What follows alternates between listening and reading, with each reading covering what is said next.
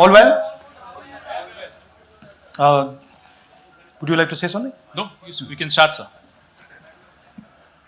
So, first of all, this is not the H-bomb. H-bomb is coming. This is another milestone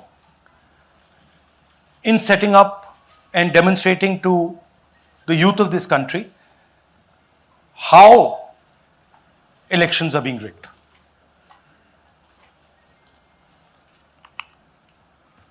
So I'm going to make a claim here, very strong claim, about CEC Gyanesh Kumar. And this is not something I'm saying lightly.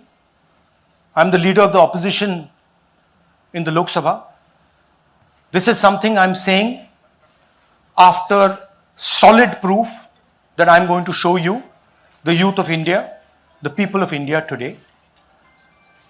Proof that is black and white, absolutely clear, that the Chief Election Commissioner of India is protecting the people who have destroyed Indian democracy.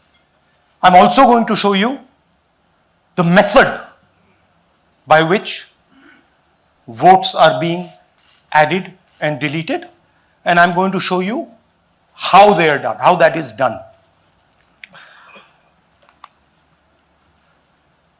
In election after election, someone, some force, some group of people has been systematically targeting millions of voters for deletion across India. This is something that we've heard again and again and again. Different communities, mainly communities that are voting for the opposition, Dalits, Adivasis, minorities, OBCs, are specifically targeted. We had heard this many times, and now we found 100% proof of it. Please understand, I am not going to say anything on this stage that is not backed up by 100% proof. I am somebody who loves my country. I love my constitution. I love the democratic process, and I am protecting that process. And so I'm not going to say anything here that is not going to be based on 100% proof that you can determine. The burden of the judgment is yours. I am going to lay the proof in front of you. You will see it and say, actually, this is pretty solid proof. Aland is constituency in Karnataka. 6,018 votes. Somebody tried to delete 6,018 votes. We don't know the total number of votes that were deleted in Anand in the 23 election. They are much higher than 6,018. But somebody got caught deleting 6,018 votes. And it was caught, like most crimes, by a coincidence. What happened was, the booth level officer there noticed that her uncle's vote was deleted. And so she checked who deleted her uncle's vote, and she found that it was a neighbor. पड़ोसी ने uncle का vote delete किया था. उसने जाके पड़ोसी से पूछा कि आपने मेरे अंकल का वोट क्यों डिलीट किया. पड़ोसी ने कहा, मैं तो जानता ही नहीं, मैंने तो कुछ वोट डिलीट ही नहीं किया. Neither did the person deleting the vote know, nor did the person whose vote was deleted know. Some other force hijacked the process and deleted the vote. And as luck would have it, got caught. What does the operation look like? In Anand, 6,018 applications were filed, impersonating voters. The people who filed these applications actually never filed them. And we will show you evidence of that on this stage. The filing was done automatically using software. We will show you that. Mobile numbers from outside Karnataka, from different states, and you can see on the map, from different states were used to delete numbers in Aland. And it was done targeting Congress voters. So this was not random. We will show you again that these deletions were specifically targeting booths where the Congress party was winning. Here is example number 1, lady called Godabai. Someone created fake logins, deleted 12 voters, attempted to delete because then this was stopped. Godabai, of course, has no idea. Can you show us what Godabai has to say about this? Election time ಈಗ ನಾ ಅರ್ಜಿ ಹಾಕಿಲ್ಲ, ನನಗೆ ಅದಕ್ಕೆ ಸಂಬಂಧ ಇಲ್ಲ, ಅದು ಯಾರು ಹೊಟ್ಟಿ ಕಿಚ್ಚಿಗೆ ಯಾರು ಏನ ಹಾಕ್ಯಾರ ಅನ್ನೋದು ನನಗೆ ಗೊತ್ತಾಗಿಲ್ಲ. So she has no idea. These were the cell phone numbers that were used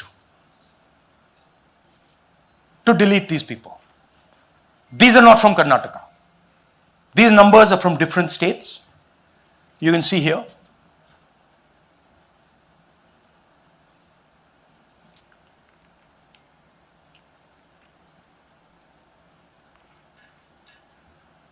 So the question is,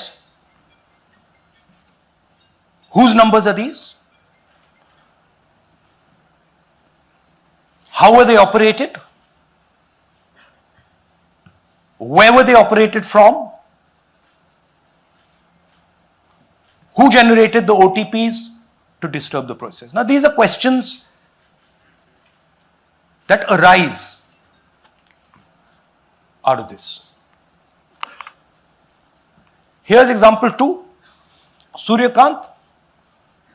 This gentleman apparently deleted 12 voters in 14 minutes. He filled 12 deletion forms in 14 minutes. I'd like you to meet him. He's here. That's one of the people. That's one. Namaskar bhi aiye. Babita Chaudhary is one of the votes that he is supposed to have deleted. Aiye bhaiya. He is supposed to have deleted. This is the gentleman. ये इनका vote delete किया जा रहा था, ये कर रहे थे. इनसे आप पूछिए, बताइए. That's our candidate. हाँ, कन्नड़ा में बोलिए. ನನ್ನ ಹೆಸರು ಸೂರ್ಯಕಾಂತ್ ಗೋವಿನ. ನಾನು ಸರ್ಸಂಬ ಗ್ರಾಮದಲ್ಲಿ ಇದ್ದೆ. ನನಗೆ ನಾಲೆಜ್ ಇಲ್ಲದೆ ನನ್ನ ಹೆಸರು ಮೇಲೆ 9 ಜನರ ಲಿಸ್ಟನ್ನು ಡಿಲೀಟ್ ಮಾಡಿದ್ದಾರೆ. ಅದು ಯಾಕಂತ ಇವರು ನನಗೆ ಬಂದು ಕೇಳಿದರು, ನಮ್ಮ ಹೆಸರು ನೀವು ಯಾಕೆ ಡಿಲೀಟ್ ಮಾಡಿದ್ರಿ ಅಂತ. ಅದಕ್ಕೆ ನಾನು ನಮ್ಮ ಸಾಹೇಬ್ರಿಗೆ ಹೇಳಿದೆ, ನಾನು ಡಿಲೀಟ್ ಯಾರಿಗೂ ಮಾಡಿಲ್ಲ, ಅಪ್ಲಿಕೇಶನ್ ಕೊಟ್ಟಿಲ್ಲ, ಆದರೂ ಡಿಲೀಟ್ ಆಗಿದೆ, ಅದು ನೋಡ್ರಿ ಅಂತ. ಹಾಗಾಗಿ ತಹಶೀಲ್ದಾರ್ಗೆ ಹೋಗಿ ಇಷ್ಟು ಕಂಪ್ಲೇಂಟ್ ಕೊಟ್ವಿ. ಮತ್ತು ಕಮಿಷ್ನರ್ ಇದು ನಮ್ಮ ಜಿಲ್ಲಾ ಎಲೆಕ್ಷನ್ ಒಂದು ಇದಕ್ಕೆ ಕಂಪ್ಲೇಂಟ್ ಕೊಟ್ವಿ. ನನ್ನ ಹೆಸರು ಮೇಲೆ 12 ಜನರದು ಡಿಲೀಟ್ ಮಾಡಿದ್ದು ನಿಜ ಇರ್ತದೆ. थोड़ा ट्रांसलेट कर लीजिए. मेरे नाम पे 12 लोगों का नाम डिलीट किया गया है. हालांकि मुझे मालूम नहीं, मैं कभी किसी को मैसेज भेजा भी नहीं, मैं बुलाया भी नहीं. ये बबीता आके पूछने से पता चला कि मैंने मेरे फ़ोन से ऐसा मैसेज दिया, लेकिन असल में मैंने किसी को भी मैसेज नहीं किया. आप कुछ कहेंगे? नहीं, ठीक है. Thank you. Thank you. Third example, Nagaraj. 2 applications filed and submitted in 36 seconds. Please try and fill these forms and see how long it takes you. Try and fill. And I ask the youth of India, try it. Try and fill the form, 2 forms in 36 seconds. you'll see the answer to this question. Notice also what time this gentleman fills the form. For some reason he gets up at 4:07 in the morning and suddenly fills 2 forms in 38 seconds.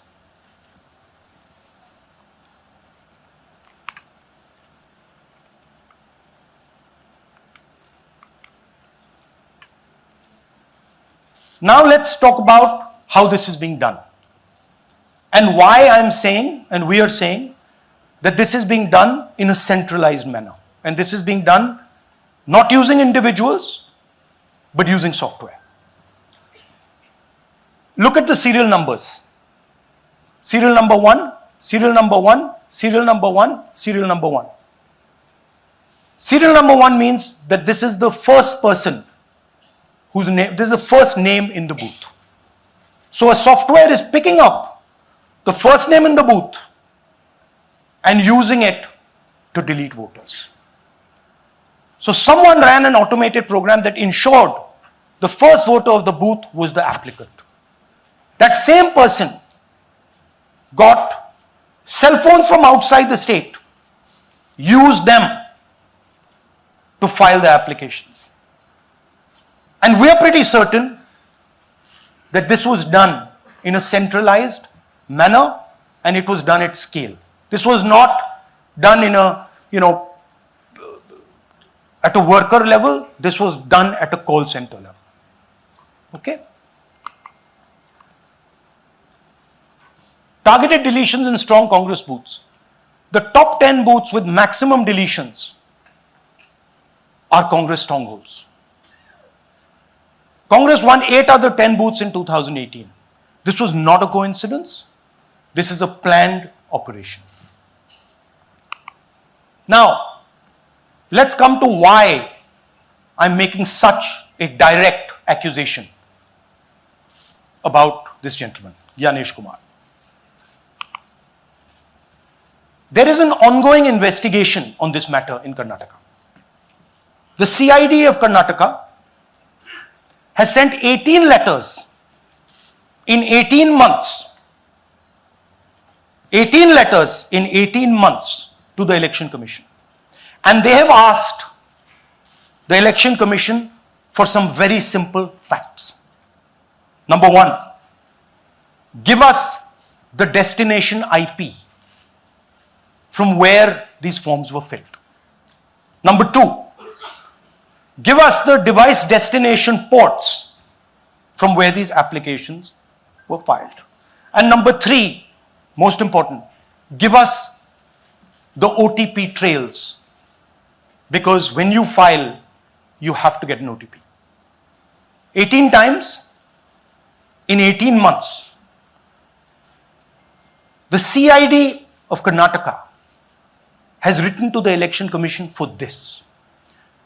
And they are not giving it. Why are they not giving it? Because this will lead us to where the operation is being done from. And we are absolutely convinced where this is going to lead. I'll give you a little bit of the chronology.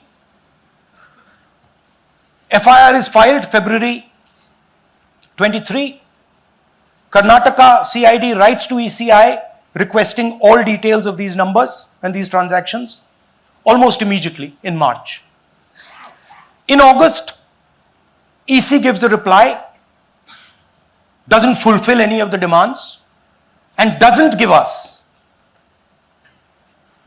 the information. Doesn't give the CID of Karnataka the information that will lead them to their destination.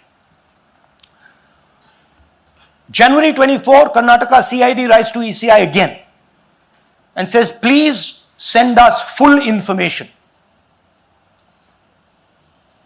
No answer. Karnataka CID by September 25, last letter went in September 25, has written 18 reminder letters.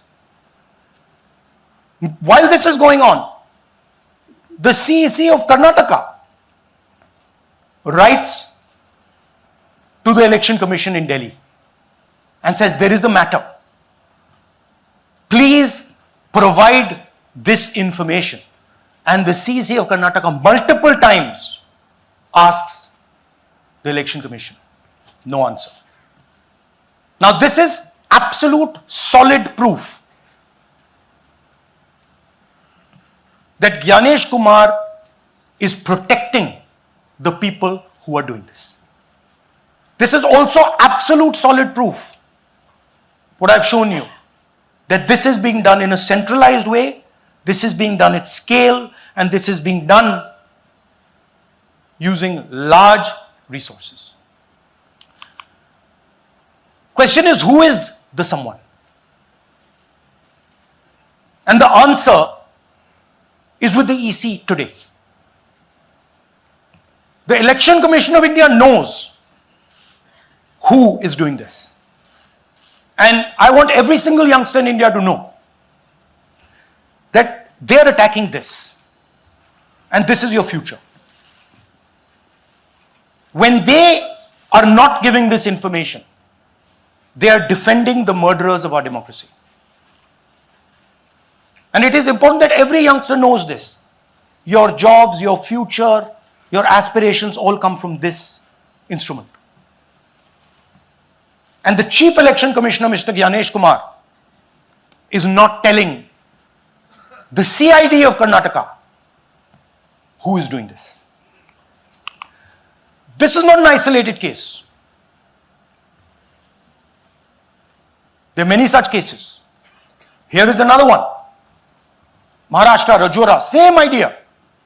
6,850 targeted voters added.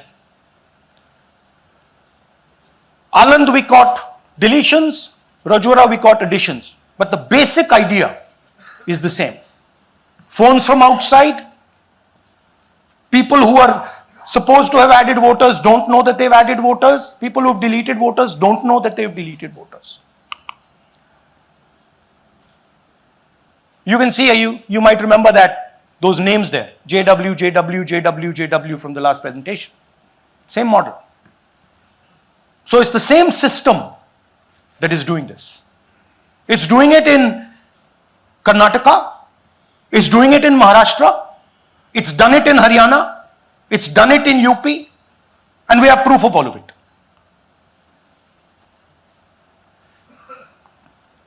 Names are being filled. Addresses, the address is Sasti, Sasti, Sasti, Sasti. Name is UQ, JJW.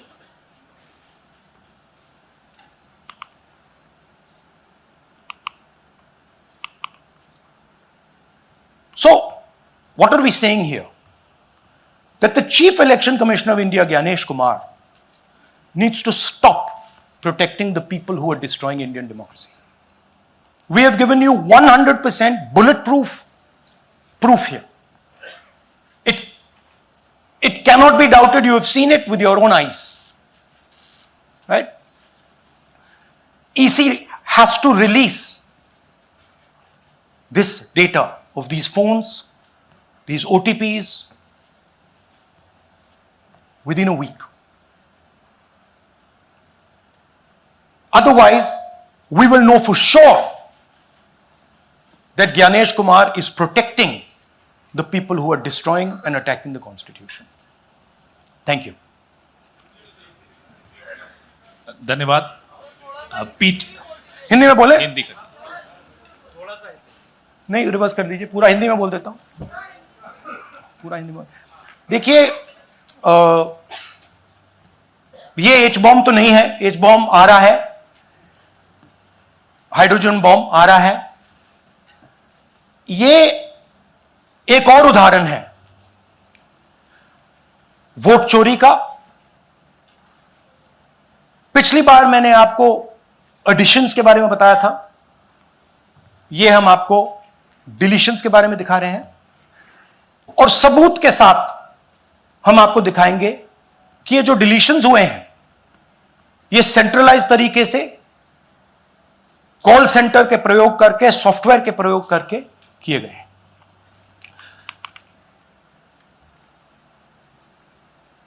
हमारे पास इस presentation में जो मैंने आपको अभी दिखाया 100% सबूत है, प्रूफ है कि ज्ञानेश कुमार जी हिंदुस्तान के चीफ इलेक्शन कमिश्नर वोट चोरों की रक्षा कर रहे हैं, और यह मैं आपको अभी दिखाने जा रहा हूं। हर इलेक्शन में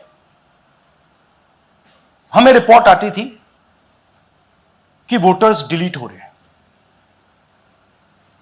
कांग्रेस वोटर्स डिलीट हो रहे हैं, ऑपोजिशन के वोटर्स डिलीट हो रहे हैं, दलित वोटर्स डिलीट हो रहे हैं, आदिवासी हो रहे हैं, माइनॉरिटी वोटर्स डिलीट हो रहे हैं, ओबीसी वोटर्स डिलीट हो रहे हैं। मगर जब डिलीट होते हैं ऑपोजिशन के ही होते हैं।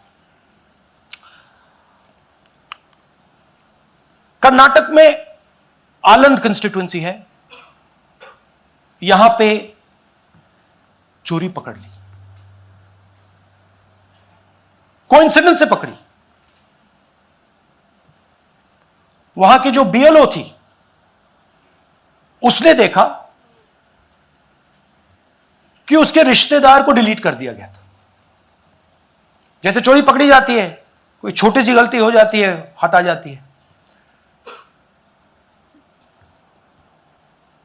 आलंद में 6018 वोटर्स डिलीट हुए, उसमें से इनकी रिश्तेदार थे। उन्होंने पता लगाया कि मेरे रिश्तेदार को डिलीट किसने किया।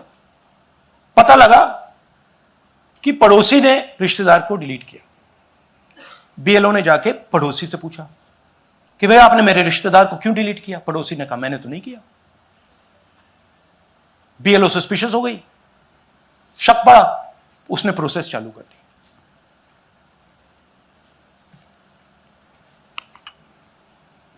पता क्या लगा कि कोई ना कोई,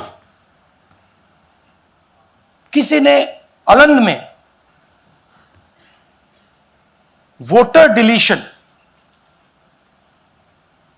सिस्टमैटिकली ऑर्गेनाइज तरीके से, सेंट्रलाइज तरीके से किया।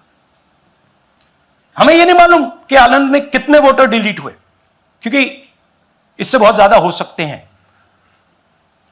6000, तकरीबन 6000 पकड़े गए, उस पर इन्वेस्टिगेशन हो गया। क्या पता लगा कि फाइलिंग ऑटोमेटिकली ऑनलाइन हो रही है। मोबाइल नंबर्स कर्नाटक के नहीं यूज हो रहे, मोबाइल नंबर्स दूसरी स्टेट्स के यूज हो रहे हैं। इनफैक्ट कर्नाटक के नंबर थे ही नहीं उसमें। मतलब आप दिल्ली में बैठे डिलीट कर रहे हो, आपका नंबर तमिलनाडु का है। आप गुड़गांव में डिलीट कर रहे हो, आपका नंबर झारखंड का है। और जब हम चेक कर रहे हैं कि भैया आपका नंबर है, तो आपका नंबर है ही नहीं, किसी और का नंबर है।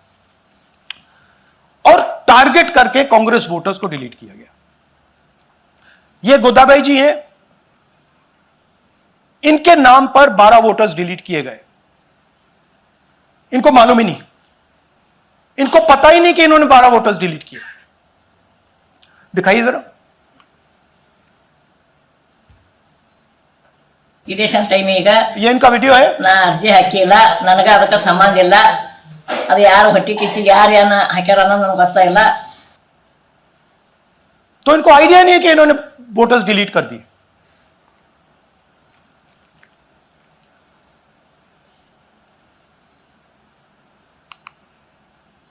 ये सारे के सारे जो नंबर्स हैं, ये कर्नाटक के नंबर्स नहीं है, ये अलग अलग स्टेट्स के नंबर्स हैं। और इन नंबर्स को आप फोन करके देखिए, रिप्लाई नहीं आता है।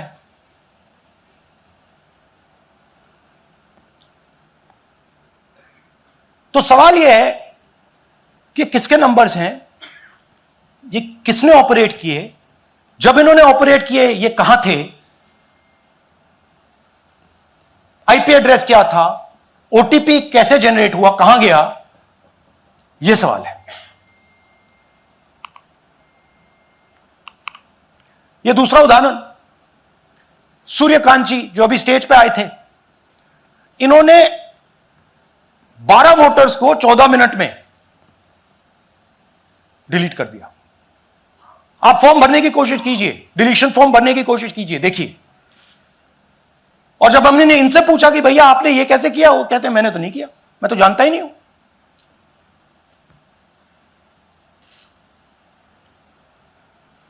बबीता चौधरी जी का इन्होंने एक नाम डिलीट किया, यहां खड़ी हैं बबीता जी, यहां है सूर्यकांत जी, यहां है, आ जाइए जरा स्टेज पे, एक सेकंड आ जाइए, ये दोनों खड़े हैं यहां पे, सूर्यकांत जी, बबीता जी। इनको मालूम ही नहीं कि इन्होंने डिलीट किया।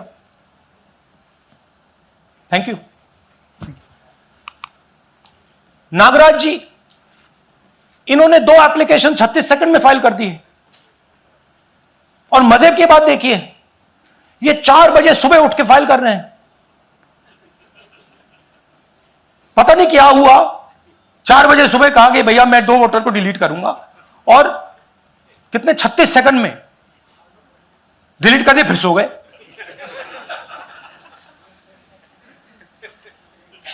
हमारी माइंड में पहले सवाल था कि क्या इलेक्शन कमीशन भी सो रहा है, मगर नहीं, सोया कोई नहीं है, जगे हुए हैं, सिस्टमैटिकली मदद हो रही है। यह देखिए दूसरी बात, जो भी डिलीट कर रहा है वोटर लिस्ट में उसका सीरियल नंबर 1 है। मतलब जो भी वोटर लिस्ट में पहले नंबर पे आता है वही डिलीट कर रहा है। 5वें नंबर वाला, 7वें नंबर वाला, 10वें वाला कोई नहीं कर रहा। तो हो क्या रहा है, सॉफ्टवेयर से यह काम किया जा रहा है। सॉफ्टवेयर प्रोग्राम कह रहा है पहला नाम निकालो और इसका प्रयोग करके डिलीट करो। टारगेटेड डिलीशंस हो रहे हैं। कांग्रेस पार्टी पर आनंद में अटैक किया। टॉप 10 बूथ्स जहां सबसे ज्यादा कांग्रेस की स्ट्रेंथ थी वहां टारगेट किया। और 2018 में पिछले इलेक्शन में 10 में से 8 बूथ कांग्रेस पार्टी जीती थी, और इन 8 में से इन्होंने 6000 लोग उड़ाने की कोशिश की। ये कोइंसिडेंस नहीं था, ये प्लान था, और ये सेंट्रलाइज तरीके से किया जा रहा है। अब मैंने बहुत बड़ी बात बोली, चीफ इलेक्शन कमीशन के बारे में मैंने बोला कि यह व्यक्ति वोट चोरों की रक्षा कर रहा है। जो भी मैं यहां बोल रहा हूं 100% प्रूफ के साथ, सबूत के साथ बोल रहा हूं। और मैं अभी आपको दिखाना चाहता हूं कि मैं यह शब्द क्यों बोल रहा हूं और किस बेसिस पे बोल रहा हूं। आपको अपनी आंखों से यह दिखेगा। कर्नाटका सीआईडी ने केस चालू किया कि वोटर कौन है, ये फोन किसके हैं, ये आईपी एड्रेस क्या है, ओटीपी कहां गया, इन चीजों के बारे में इन्वेस्टिगेशन शुरू होती है। कर्नाटक सीआईडी ने हिंदुस्तान के इलेक्शन कमीशन को 18 चिट्ठियां लिखी हैं। हमें आप यह इंफॉर्मेशन दीजिए, बिल्कुल क्लियर है, डेस्टिनेशन आईपी दीजिए, डिवाइस डेस्टिनेशन पोर्ट दीजिए, ओटीपी ट्रेल दीजिए, फोन नंबर्स दीजिए, फोन नंबर्स के मालिकों के नाम दीजिए। क्लियरली पूछा है, नो आंसर। 18 चिट्ठी CID Karnataka, no answer from chief election commissioner, no answer from election commission. Timeline देखिए,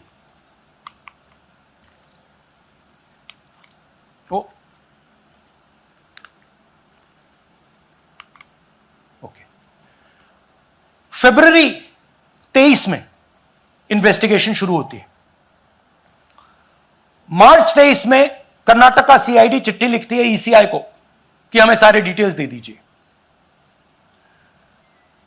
अगस्त में इनकंप्लीट डिटेल्स दी जाती हैं, जिससे कोई इन्वेस्टिगेशन आगे नहीं बढ़ेगा। जिन चीजों की जरूरत थी वो नहीं दी, जिसकी जरूरत नहीं थी वो सारी दे दी। पहला सबूत। दूसरा सबूत, 18 बार रिमाइंडर लेटर गए हैं। आपको अगर सीआईडी एक बार लेटर भेज दे और आप नहीं गए, आप जानते हो क्या होगा। यहां पे इलेक्शन कमीशन को 18 बार लेटर गए हैं, कुछ नहीं हुआ है। बाद में क्या होता है, कर्नाटक ईसी इलेक्शन कमीशन को लिखता है, कहता है भैया हमें दे दीजिए, आपको इंफॉर्मेशन देना पड़ेगा। No reply. मार्च 25 में, आखिरी लेटर सितंबर में गया है, कुछ ही दिन पहले। No reply from EC. यह है सबूत कि ज्ञानेश कुमार जी वोट चोरों की रक्षा कर रहे हैं, और यह ब्लैक एंड व्हाइट सबूत है, इसमें कोई कंफ्यूजन नहीं है कहीं।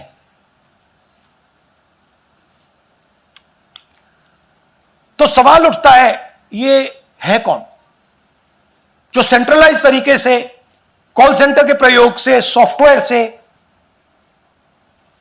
अलग अलग प्रदेशों में वोट डिलीट कर रहे हैं, ऐड कर रहे हैं?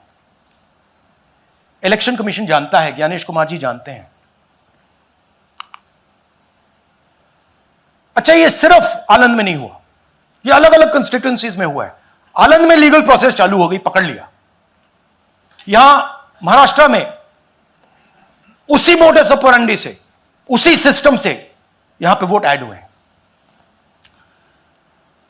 आनंद में डिलीट, रजौरा में एडिशन, 6850। आपको याद होगा पिछले प्रेजेंटेशन में मैंने आपको नाम दिखाए थे, ये देखिए वही नाम यहां है। वही सिस्टम महाराष्ट्र में चल रहा है जो कर्नाटक में चल रहा था। नाम वैसे ही है, जेडब्ल्यू जेडब्ल्यू जेडब्ल्यू, पता वैसा है, जेडब्ल्यू जेडब्ल्यू, नाम यू ऐसे किसी ने टाइप करके लगा दिया। तो जो ये काम कर रहा है, ये उत्तर प्रदेश में, हरियाणा में, बिहार में, कर्नाटक में, महाराष्ट्र में वही कर रहा है।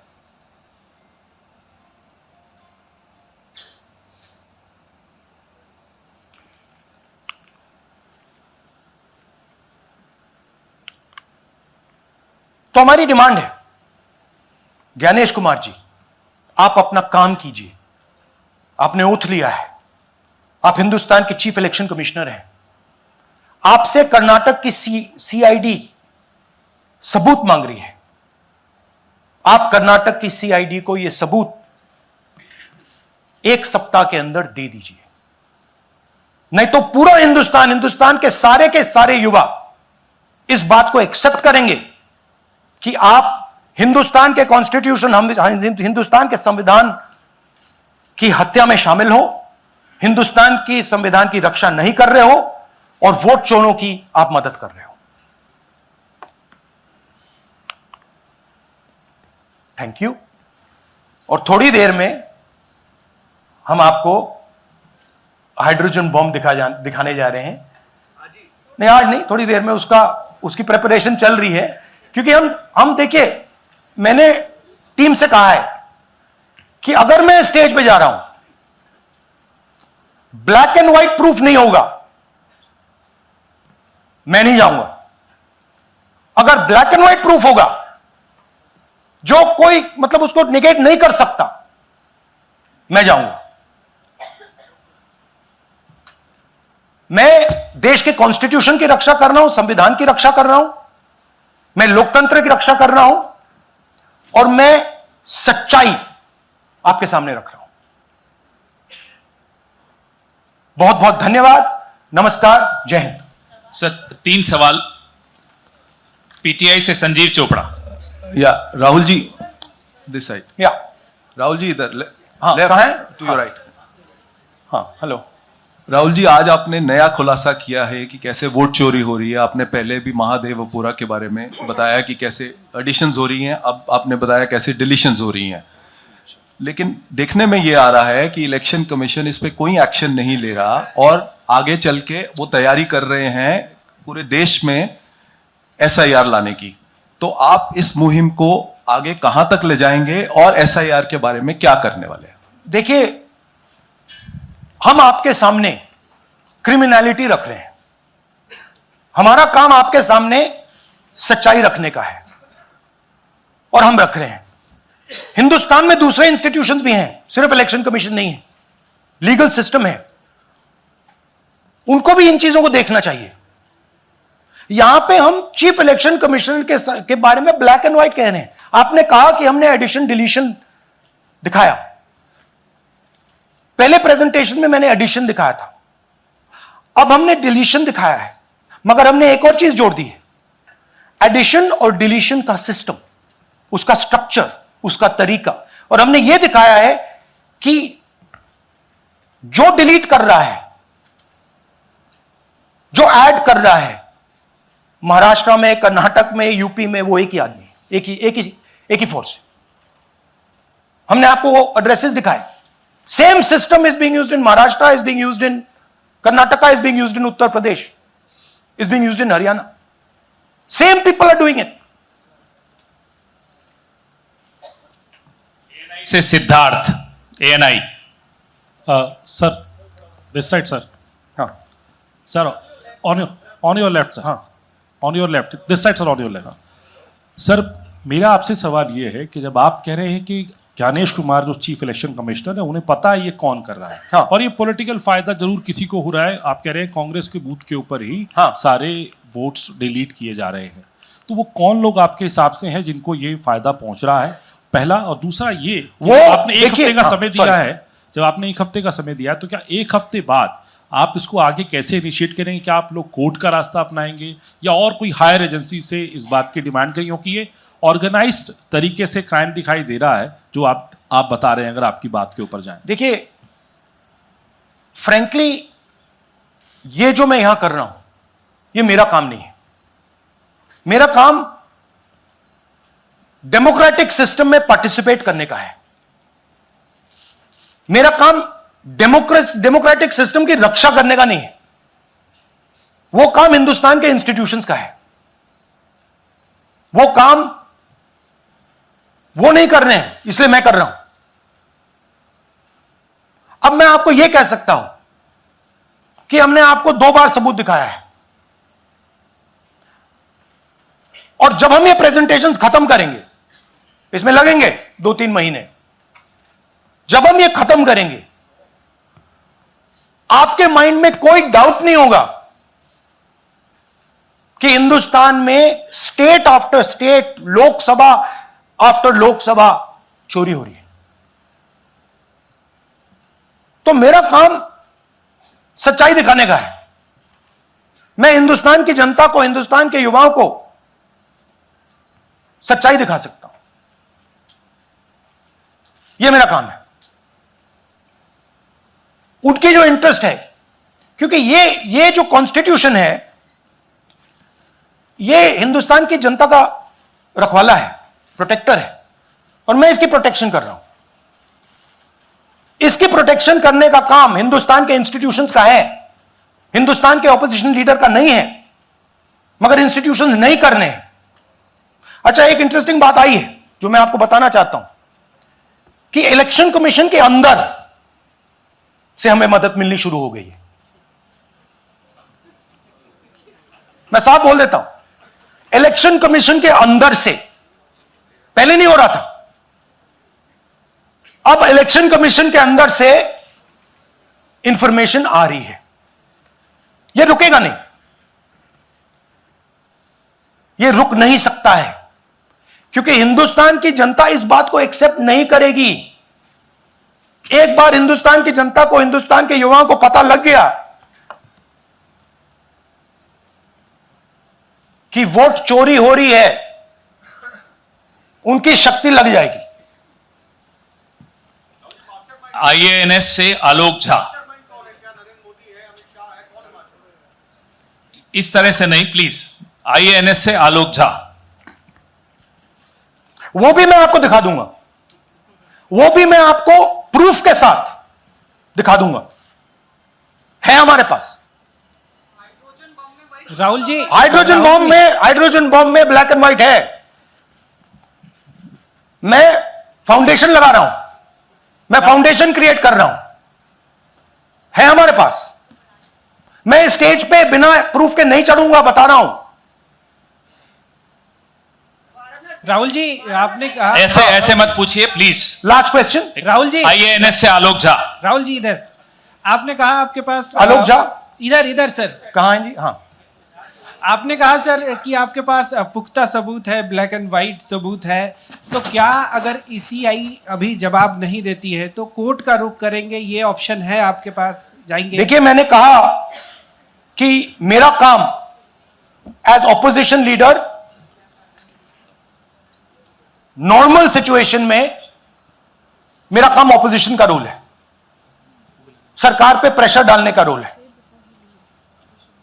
मेरा काम हिंदुस्तान के लोकतंत्र को बचाने का नहीं है, मैं वो काम कर रहा हूं, इस स्टेज पे मैं वो काम कर रहा हूं।